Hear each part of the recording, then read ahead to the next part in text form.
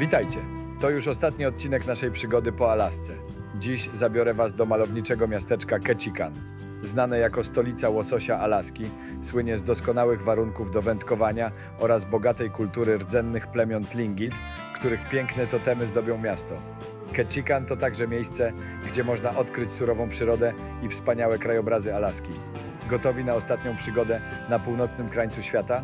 Zaczynajmy!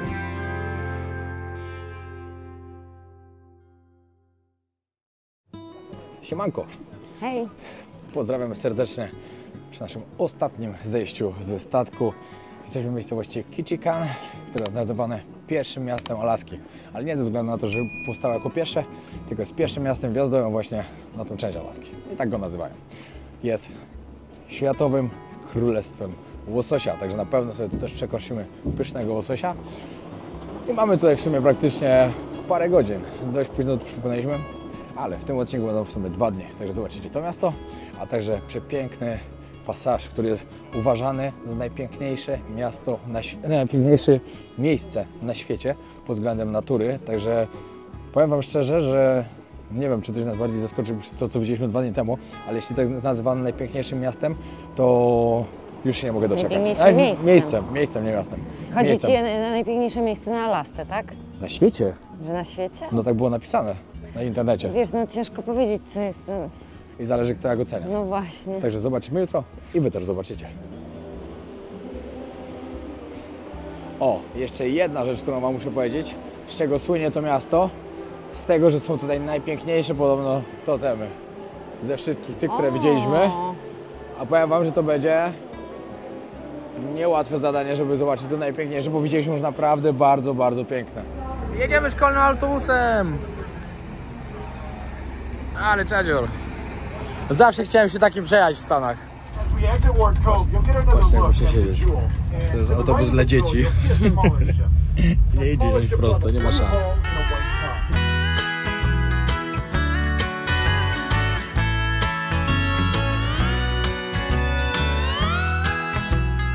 Ale jak się czujesz, że jesteś w jednym z najbardziej deszczowych miejsc mieście? Na świecie to było, czy w Ameryce?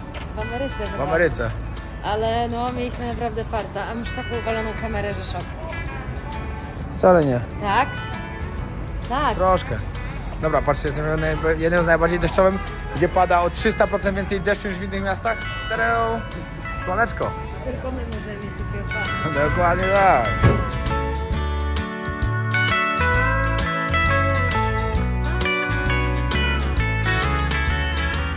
Jedna ważna sprawa. Powiem Wam, że trochę mi smutno, że to ostatni dzień na Alasce praktycznie. Ale podjęliśmy decyzję, że podczas naszego zwiedzania Stanów Zjednoczonych w przyszłym roku, które będziemy tutaj 3-4 miesiące, Alaskę na też odwiedzimy, ale inną część Alaski, żeby było coś fajnego, coś nowego.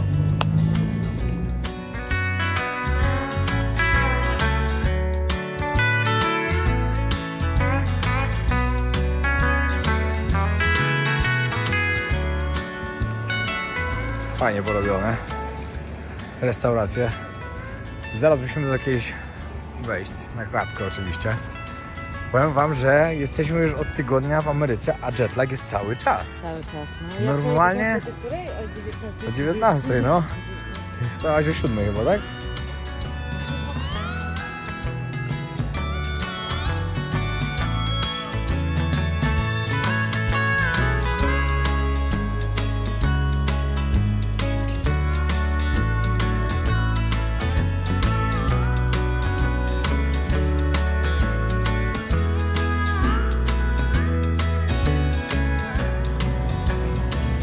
To miejsce też słynie z tego. To są pokazy drwali. Oczywiście tutaj drwale są bardzo popularne w tym mieście i chcemy to zobaczyć. Za bilet tutaj trzeba było zapłacić $45 od osoby. Ale fajnie to będzie zobaczyć na pewno. Mam nadzieję, że nie będzie coś podobnego do wczorajszego wydobywania złota za $30. Ludzi, to jest szansa, że to będzie fajne. Ja pierwszy jaki to kit wczoraj. To jest po prostu szok, no. My się zastanawialiśmy, dlaczego my nie powiedzieliśmy, żeby nam zwrócili pieniądze i że my chcemy stąd wyjść. No właśnie. My byliśmy chyba w takim szoku. Tak, chyba tak. Nie, no. Chyba po prostu naprawdę oni nas wzięli z zaskoczenia i Ja nie wiedziałam, że to się odwala. Nie powtarzajcie naszych błędów.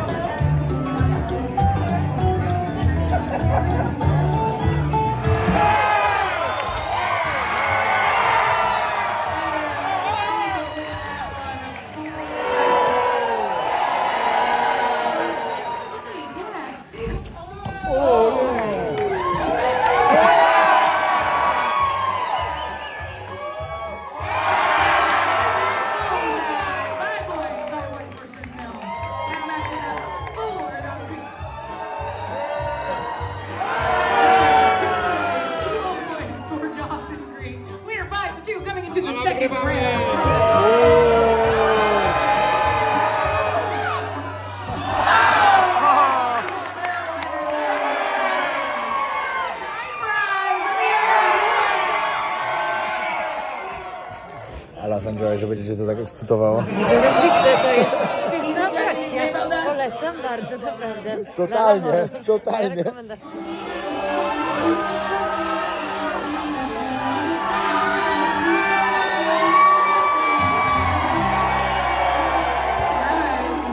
Żebyście wiedzieli, że to są zawody między Ameryką a Kanadą.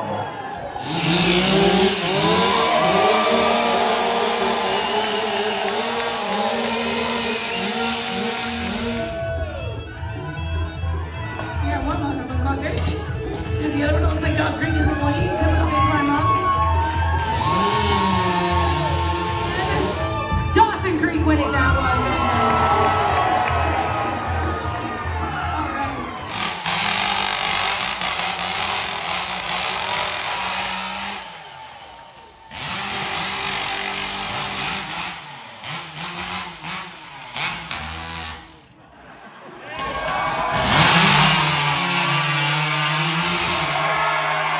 And Spruce Smell winning that one, tying it up again. Very nice.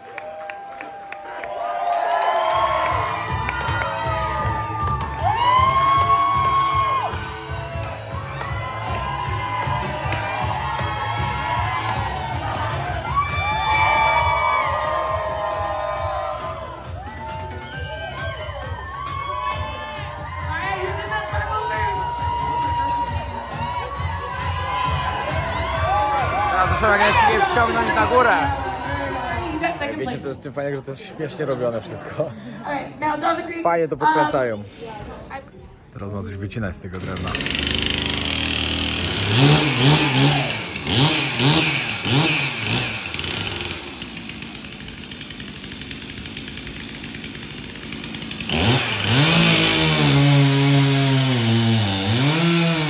Your best one yet? Okay. Ma być królik, zaraz zobaczymy, co z tego wyjdzie. Good job. All right, we're gonna move right onto the speed climb. Yeah. No, they don't need to see it. It's fine. You don't need. No, Max. You don't need to. No, Max. Really? Okay.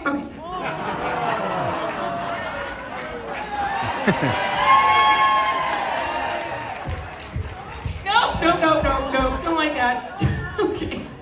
It's Cameron, the Pod Topper Pilgrim. Teraz się będą wspinać. Ale lecą szybko.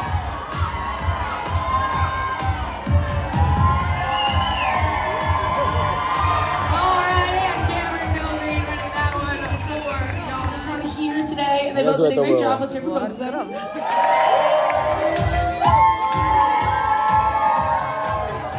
And now Max. And Spruce Mill winning that one.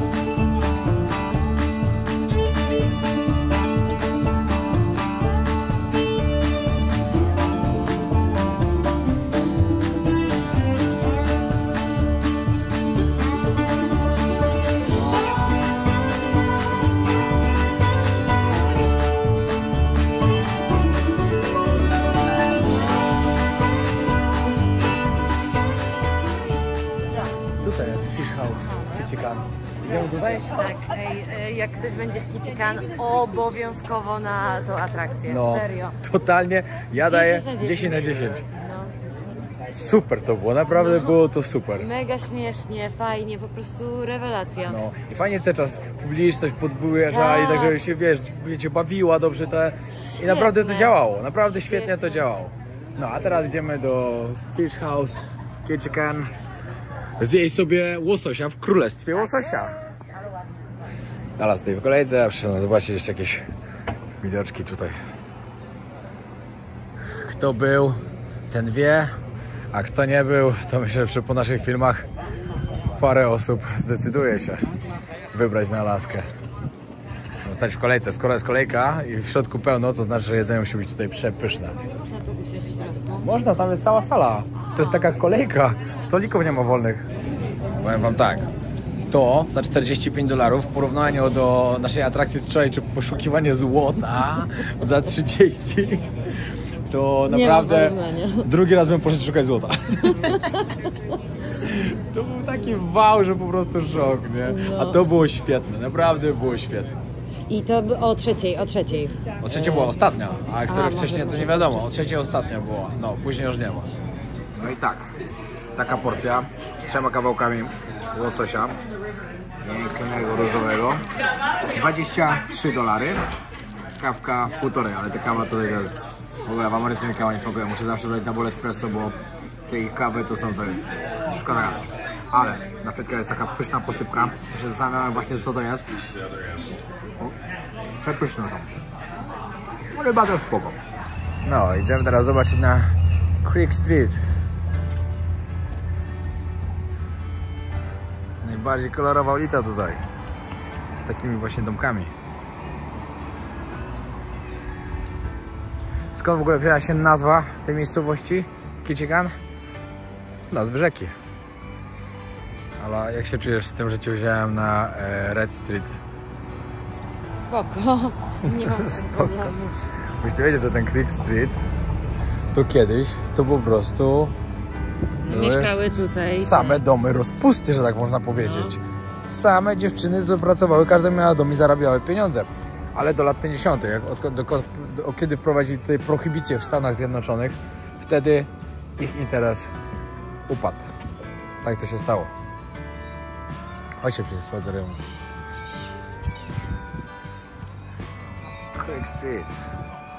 Ciekawe miejsce. Powiem wam szczerze, że jak tutaj przyjechaliśmy, to ani ja, ale nie mieliśmy o tym pojęcia.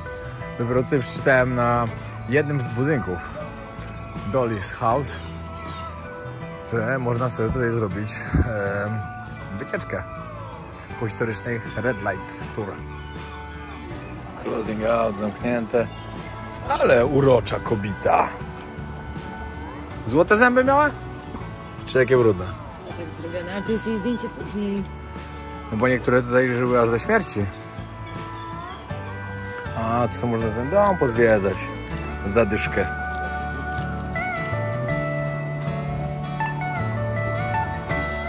Ładny domek niebieski. No, fajny. Każdy musi zjechać zdjęcie. Czasami to przypomina do muminków, jak byliśmy w tym. Trochę, no. Zobaczcie, ten Dolly's House to był bałagan, który najdłużej tutaj funkcjonował.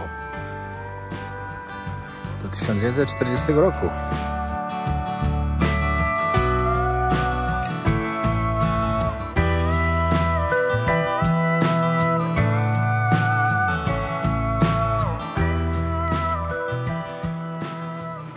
Creek Street.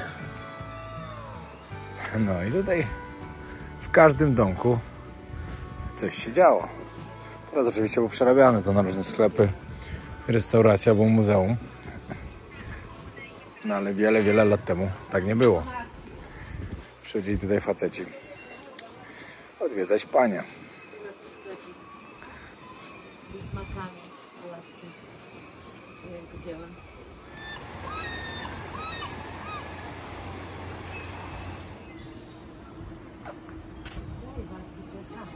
Private? O, no, ciekawe.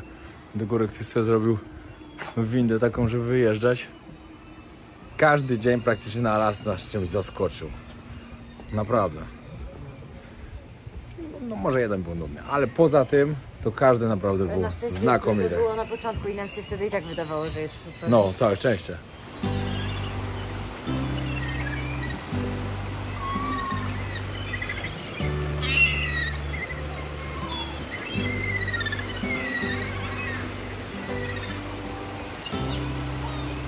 Każdy domek ma jakąś historię. I tu jest napisane też, że kiedy prostytucja została zakazana w 1954, to ta Ani, która tutaj mieszkała i parę jeszcze innych kobiet zostały w swoich domach. Hello Dolly. Trans House and Sporting Woman, jak to nazwali dyplomatycznie.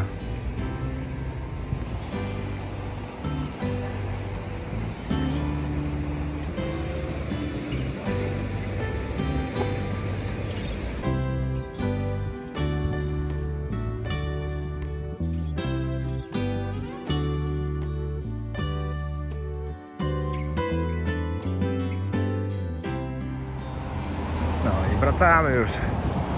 Powiem, może coraz zimniej się robi. W ciągu dnia jak było ciepło, jak było słoneczko, było super, ale teraz to już wcale tak nie jest. Mamy ostatnią okazję, żeby kupić jakąś pamiątkę z Alaski. Musimy coś właśnie znaleźć, bo już jutro nie będziemy schodzić ze statku, a pojutrze będziemy już w Kanadzie. Jeżeli chcemy coś znaleźć. O! Wow! 700 kilo prawie. To jest tyle fajnych rzeczy, że ciężko się na to zdecydować, a wiecie, bo musimy patrzeć na to, żeby to nie było za ciężkie i nie za duże, bo zawsze to zajmuje to miejsce w plecaku, którego i tak nie mamy. No i wracamy na statek już. To był piękny zachód słońca. Właśnie przed chwilą mi odbijają kartę. Zawsze tutaj Piotr, to dziękuję, Pitor. Ale Piotr to jeszcze rozumiem, ale Pitor? Ale ten pan do mnie powiedział Pisior. Co? Ten pan do mnie powiedział Pisior. Nie powiedział? Powiedział Pitor. Hello, Pitor. I zaczyna się piękny wschód słońca. Jest po 6, już na kawce na dole. Piękny dzień przed nami. Jak wam mówiłem, dzisiaj będziemy w Passage. Także to jest miejsce, które jest nazywane jednym z najpiękniejszych na świecie. Także już nie mogę się doczekać, co ten dzisiejszy dzień nam przyniesie. Właśnie zbieramy się na trening i oczywiście przed treningiem trzeba sobie zjeść energię wojownika. Wszystko fajnie tutaj spakowane, tak jak wam mówiłem. Macie wszystko w saszetkach popakowane, także można tyle porcji, ile potrzebujecie wziąć sobie gdziekolwiek, tyle można zabrać ze sobą. Później po powrocie elektrolity, witaminy i żeby dobrze spać. Sen wojownika, bo sen jest najważniejszy, pamiętajcie. No tu jeszcze parę słupki Ali, maśla sodu, omega 3 i jeszcze mam kofeinę dodatkową. Polecamy serdecznie.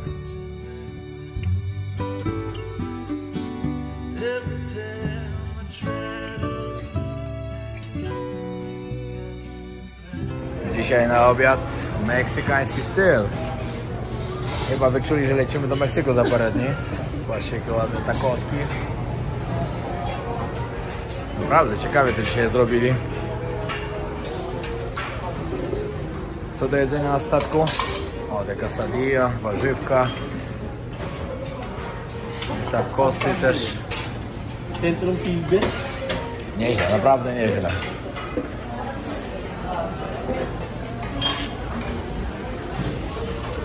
O, tutaj łososia można zjeść z ziemniakami. No i tak wygląda mój obiadek dzisiaj. Trochę meksykańsko, a trochę zdrowo. A trochę alaskijsko. A trochę alaskijsko właśnie. Łosoś, dla mnie teraz łosoś chyba się już zawsze będzie kojarzył z Alaską. Zamiast z Norwegią, jak to łosoś norweski, to bardziej tu będzie właśnie kojarzył. Dobra, jeszcze z racji tego, że padło parę pytań na naszym Instagramie, na którego was oczywiście serdecznie zapraszamy, czyli Podróże Wojownika YouTube i Lala Horosz. Dobra, chodźmy jednak wyżej, szybciej, póki nie łapie ta muzyka. No, padło parę pytań o ten rejs. Przede wszystkim statek, którym płyniemy, to Norwegian.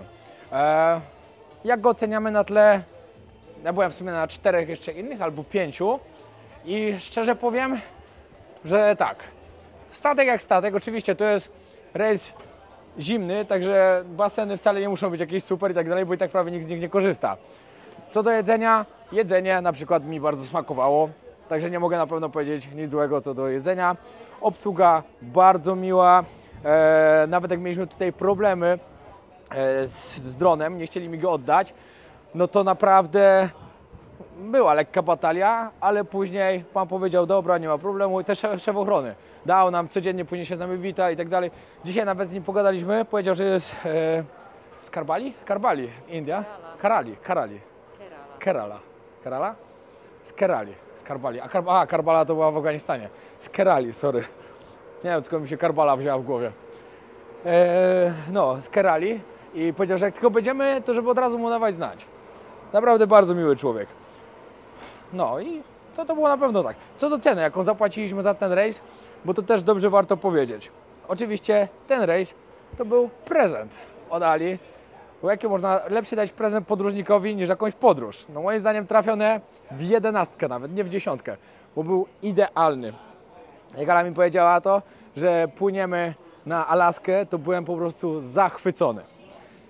No, sam rejs wychodził około 665 euro od osoby za tygodniowy taki rejs tutaj, ale to tak naprawdę to jest najmniejszy koszt, bo dużo większym kosztem był bilet. Ja za bilet, żeby dolecieć z Afryki, no nie Ala, no. Ala za bilet z Afryki, ale ja mówię, że ja leciałem z Afryki, no. No to musiała dopłacić jeszcze ile? 2,5 tysiąca złotych za swój, 2,300? 2,400. Plus dodatkowo tu oczywiście za każdy dzień trzeba na piwku wpłacić $20, które są już, które będą jeszcze, plus, no, które będą jeszcze doliczone. Bus 150. Bus 150 nas wyszedł dokładnie, żeby dojechać z lotniska do miejscowości, z której odpływaliśmy. Plus dodatkowo wydaliśmy na wycieczki i takie koszty, których tutaj nie mieliśmy jeszcze wliczone, na przykład internet, kawa, no jakieś takie, wiecie, lot samolotem. No to już wszystko około 2,5 tysiąca euro dodatkowo wyszło. Dolarów. Także koniec końcem myślę, że no, bardzo droga wycieczka. Teraz sobie to policzyłem. Za tydzień tutaj to jest naprawdę bardzo, bardzo droga wycieczka. Lot podbił. No sam lot, wiesz, za twój i mój lot to już jakieś $1200 przypuśćmy, plus tutaj jeszcze to, plus na mnie, no ponad $5000 nas kosztował ten rejs. Także naprawdę to jest kupa pieniędzy, nie ma co ukrywać.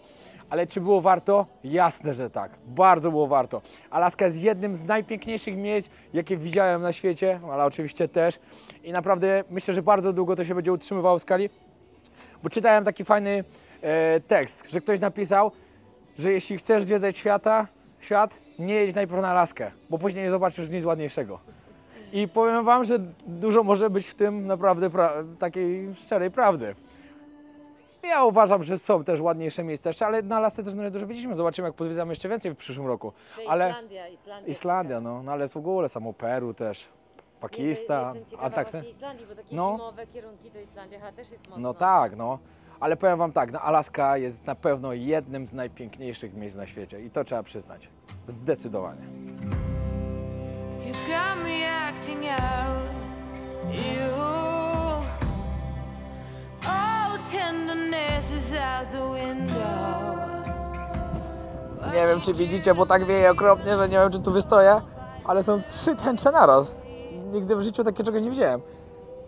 Jest jedna, druga i jeszcze trzecia. Ta trzecia najmniej widoczna, ale jest. Na żywo jest. Na żywo jest, no ale telefon nie wiem, czy to zobaczy. No i jeszcze ktoś zapytał, dlaczego akurat takie podróżowanie, a nie na własną rękę? No, ze względu na to, że po pierwsze, uwielbiamy rejsy z Alą. Rejsy są czadowe. I jak ktoś powie, nie, rejsy są tylko dla starych ludzi. Nie, to nieprawda. Wcale rejsy nie są dla starych ludzi, chociaż 98% tutaj są starszymi ludźmi. Zdecydowanie. Jest bardzo mało młodych ludzi tutaj. Ale rejsy są naprawdę fajne.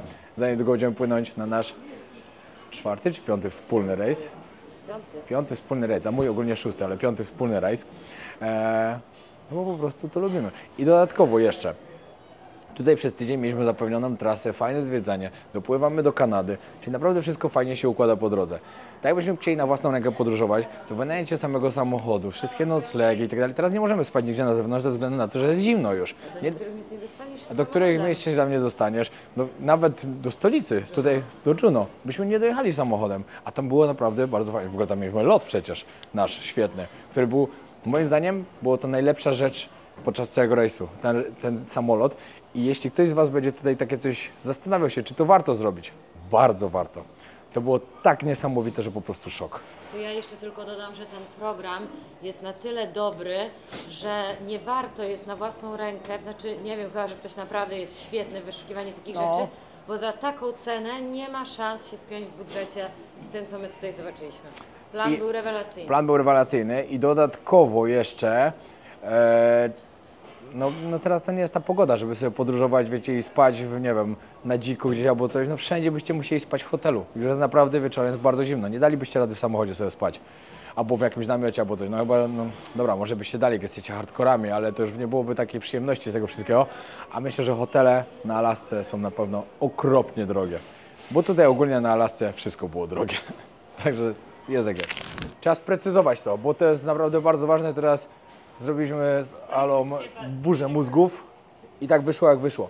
Pomyślcie sobie, bo ktoś powie, za $5000 na pewno bym dał radę w tydzień być na Alasce. No może i tak, ale trzeba liczyć. My patrzymy na to, że nie liczymy tych lotów, nie liczymy to, co wydaliśmy dodatkowo, bo to i tak byśmy wszystko wydali. Tylko liczymy to 650 euro, 665 na osobę za tydzień noclegu, za tydzień jedzenia 3 razy dziennie albo 4 razy dziennie nawet, przemieszczanie się. No nie masz żadnych szans za tyle się wyrobić. Nie ma szans. To wychodzi jakieś, nie wiem, $700 na osobę, $100 dziennie. Nie masz żadnych szans na tego. Jedzenie, samochód. No to na tyle to na samo jedzenie by poszło. Przecież tutaj, gdzie nie poszliśmy oprócz tego do restauracji, to posiłek średnio kosztował $25. A jeszcze podpowiedź taka, że teraz Pan mówił, że te ostatnie rejsy, co są, jak już jest No. mega zimno, $299. No, można jeszcze popłynąć na taki Za rejs. 3 tygodnie. Tak, 3-tygodniowy rejs? Tak. Za No 300? tak powiedział, no. Wow, Pan, no. to jest naprawdę dobra cena, no. Ale no, większość czasu pewnie będzie na statku, schodzisz, nie schodzisz w ze ogóle. statku, ale za 300... No, to po prostu sobie żyjesz na statku za tyle. Ty, to dyszka dziennie wychodzi, to się opłaca, jak nie wiem. To się bardzo opłaca, przemyślcie sobie to. No ale druga sprawa, my mieliśmy niesamowite szczęście. Ludzie nam mówili tutaj, ostatnie 1,5 miesiąca cały czas padało. Dzień w dzień padało. A my mamy codziennie słońce, mamy codziennie niesamowitą pogodę, także jestem farciarzem i mój prezent na urodziny był naprawdę bardzo dobry i dziękuję bardzo. Kocham Cię.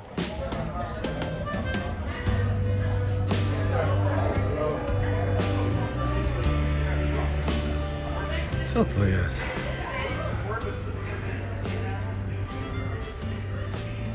Ej, serio nie wiem, co to było.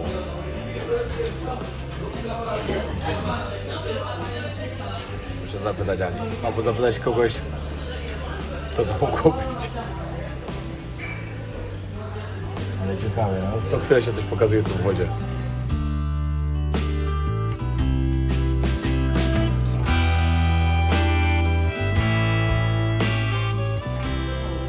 Patrzcie, to chyba są delfiny, bo to znowu taka grupka płynie. Tam dalej też, tu.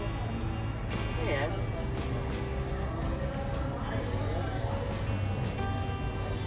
O, tam znowu się... Kurczę, no nie mam pojęcia... O, ale tam cała grupa płynie.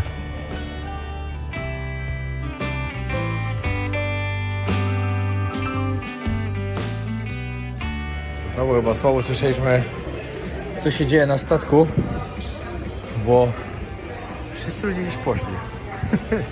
Nie wiemy gdzie. No ale my teraz idziemy na naszą randkę. Mamy kolację w restauracji azjatyckiej.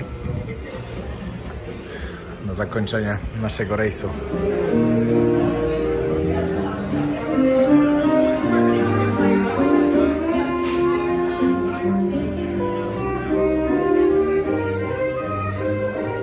Mówili, że zapraszam Cię na randkę, a on mówi nie, to ja Cię zaprosiłam na randkę. No i trochę w tym jest prawdy. Tutaj sushi przygotowują panowie. Hello. Tutaj nasza randka. No i przynieśli jedną część. Tak naprawdę to jest dopiero połowa tego, co możemy jeszcze zamówić. Nawet nie. No, ale wydaje mi się, że nie wykorzystały w pełni. Aperolek, winko. Zaczynamy naszą randkę.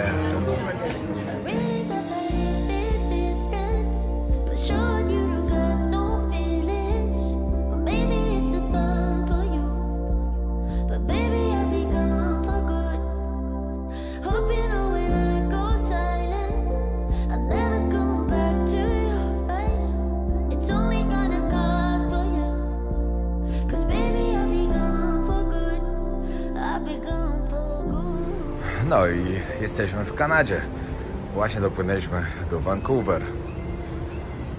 I tutaj będziemy rozpoczynać kolejny etap tej podróży. Właśnie zaczyna się piękny wschód słońca. Także kolejne parę odcinków zobaczycie właśnie już z Kanady. Także moi drodzy, smacznej kawusi, jest właśnie wcześnie rano. Tutaj godzina zmieniła się też o 1 godzinę do przodu. Jeden dzień zostaniemy tutaj w Vancouver, ponieważ jest to ciekawy temat do nagrania. I bierzemy samochód i ruszamy w podróż. Zapowiada się naprawdę fajny czas, że tylko pogadam do psa. Pozdrawiam serdecznie. Pamiętajcie, żeby subskrybować kanał, lajkować odcinki, bo zbieramy pod każdym odcinku 10 000 lajków i zostawiać komentarze. Pozdrawiam serdecznie. Show